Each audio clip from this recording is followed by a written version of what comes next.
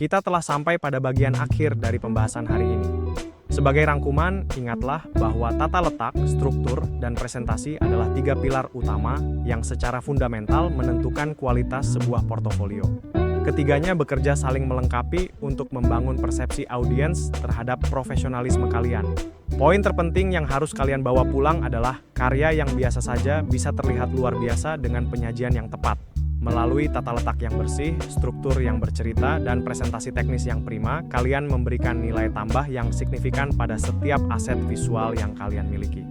Sebaliknya, kalian harus berhati-hati karena karya hebat sekalipun bisa terlihat hambar jika disajikan sembarangan. Tanpa prinsip desain yang kuat, kehebatan teknis kalian sebagai desainer atau fotografer mungkin tidak akan tersampaikan dengan maksimal kepada perekrut atau klien potensial. Oleh karena itu, jadikanlah portofolio kalian bukan sekadar kumpulan tugas, melainkan sebuah proyek desain utuh yang strategis.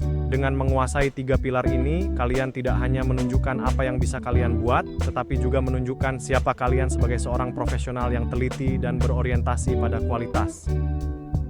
Setelah mempelajari teori dan melihat perbaikan pada kasus Rani, kini saatnya kalian beraksi. Kita akan masuk ke sesi praktikum, membangun dan menyusun portofolio pribadi. Sebagai bahan simulasi, kita akan menggunakan latar belakang Bima, seorang mahasiswa teknik informatika semester 5. Bima memiliki masalah yang mungkin sering kalian alami. Ia punya banyak proyek hebat seperti aplikasi mobile dan desain UI UX, namun semuanya masih berantakan. Karyanya tersebar di GitHub, Google Drive, hingga Behance tanpa dokumentasi atau urutan yang jelas. Tugas kalian adalah menyatukan kepingan-kepingan ini menjadi satu portofolio yang solid. Dalam praktikum ini, kalian harus menerapkan 3 pilar yang sudah kita bahas. Pertama, buatlah tata letak yang konsisten untuk mendokumentasikan kode dan antarmuka aplikasi. Kedua, rancanglah struktur yang logis, mulailah dengan profil Bima sebagai pengembang, lalu kelompokkan proyeknya berdasarkan kategori teknologi yang ia gunakan. Terakhir, optimalkan presentasi teknisnya. Pastikan tangkapan layar aplikasinya tajam dan sertakan tautan aktif menuju repositori GitHub-nya. Ingat, tujuan praktikum ini adalah membuat portofolio yang membuktikan bahwa Bima bukan sekadar bisa coding, tapi juga seorang profesional yang terorganisir. Silakan buka lembar kerja praktikum kalian, dan mari kita mulai membangun masa depan karier kalian melalui portofolio yang memikat. Mari kita mulai analisis studi kasus kita dengan membedah masalah pertama yang paling krusial, yaitu tata letak yang berantakan. Dalam portofolio Rani, kita melihat bahwa tidak ada sistem pengaturan yang konsisten. Masalah utamanya adalah penempatan elemen yang acak, di mana gambar dan teks diletakkan tanpa mengikuti garis pandu yang jelas. Kedua, kita menemukan masalah pada hierarki visual yang tidak jelas. Dalam satu halaman, ukuran judul, deskripsi, dan gambar hampir sama besar. Hal ini membuat mata audiens kebingungan untuk menentukan mana informasi yang harus dibaca terlebih dahulu. Tanpa prioritas visual, pesan utama dari karya tersebut menjadi hilang. Selanjutnya adalah kurangnya white space atau ruang kosong. Halaman-halaman portofolio Rani terasa sangat sesak karena setiap sudut diisi oleh elemen desain. Padahal, ruang kosong sangat dibutuhkan agar desain bisa bernapas dan audiens tidak merasa lelah atau kewalahan saat melihat tumpukan karya tersebut. Terakhir, masalah teknis yang sering muncul adalah tipografi yang tidak konsisten. Penggunaan jenis huruf yang berganti-ganti di setiap halaman merusak identitas profesional Rani sebagai seorang desainer. Ketidakteraturan ini memberikan impresi bahwa pembuatnya kurang teliti dan belum memiliki konsep yang matang.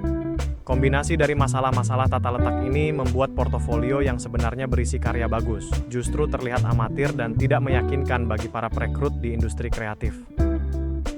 Masalah besar kedua dalam studi kasus ini adalah struktur yang tidak jelas. Struktur portofolio Rani terasa sangat acak, sehingga audiens atau perekrut akan kesulitan memahami alur perjalanan profesionalnya sebagai seorang desainer. Poin pertama yang ditemukan adalah proyek-proyek tersebut tidak dikelompokkan secara sistematis, baik berdasarkan kategori karya seperti ilustrasi atau branding maupun secara urutan tahun. Tanpa pengelompokan, portofolio ini terlihat seperti kumpulan file yang sekadar dikumpulkan tanpa pertimbangan strategis. Kedua, tidak ada narasi proses pembuatan. Rani hanya menampilkan hasil akhir yang cantik tanpa menjelaskan tantangan yang ia hadapi atau bagaimana ia menemukan solusi desainnya. Hal ini sangat merugikan karena di dunia industri, cara Anda berpikir dan memecahkan masalah seringkali lebih dinilai daripada hasil visual semata. Terakhir, terdapat kesalahan fatal di mana informasi kontak tersembunyi di bagian paling akhir tanpa penekanan visual. Jangan biarkan audiens yang sudah tertarik dengan karya kalian harus bersusah payah mencari cara untuk menghubungi kalian. Ingatlah, portofolio yang tidak terstruktur bukan hanya sekadar sulit dibaca, tetapi juga mengirimkan pesan bahwa pembuatnya kurang memiliki kemampuan manajemen kerja yang baik. Setelah melalui proses perbaikan yang komprehensif, mari kita lihat hasil akhir dari transformasi portofolio Rani. Hasil yang paling menonjol adalah munculnya kesan profesional yang sangat kuat. Dengan tata letak yang kini jauh lebih rapi, informasi menjadi sangat mudah dibaca, dan kualitas visual karya Rani benar-benar menonjol tanpa gangguan elemen dekoratif yang berlebihan. Kedua, portofolio ini sekarang memiliki navigasi yang mudah. Kehadiran daftar isi yang sistematis sangat membantu perekrut untuk langsung menemukan kategori proyek yang mereka inginkan, apakah itu desain branding atau ilustrasi. Efisiensi waktu seperti ini sangat dihargai oleh para profesional di agensi kreatif, yang seringkali hanya punya waktu singkat untuk meninjau satu kandidat. Namun, pencapaian yang paling luar biasa adalah dampak nyata dari perubahan ini.